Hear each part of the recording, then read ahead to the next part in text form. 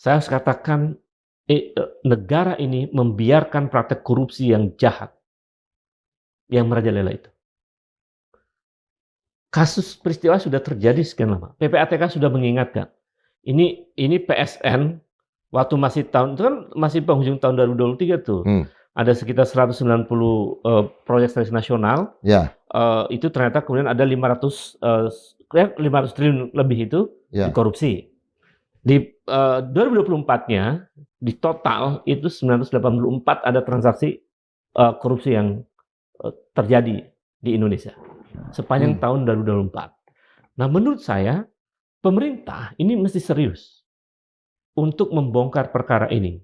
Kalau mau Indonesia mau dipercaya di dunia internasional. Apa pentingnya kepercayaan itu? Jadi menurut saya sangat penting.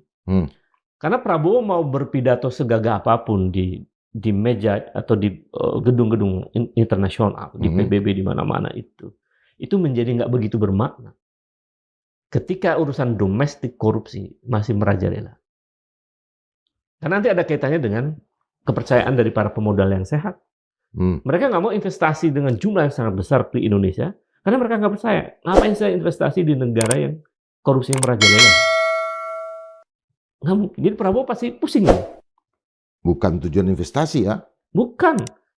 Mereka nggak mau. Paling ya oke lah 2 triliun loh.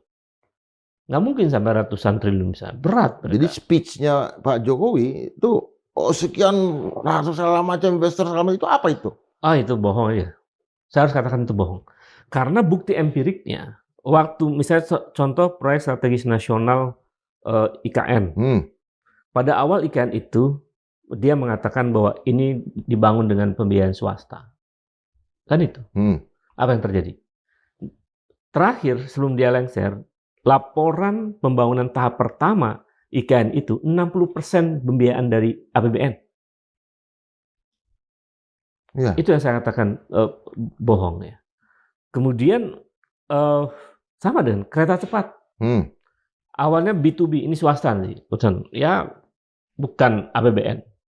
Karena itu nggak ada jaminan dari APBN. Tapi kan kemudian berujung dia rubah tuh peraturan. Ya. Untuk kemudian ngambil dari APBN. Jadi ini dari sisi kebijakan yang inkonsisten, itu juga pintu korupsi.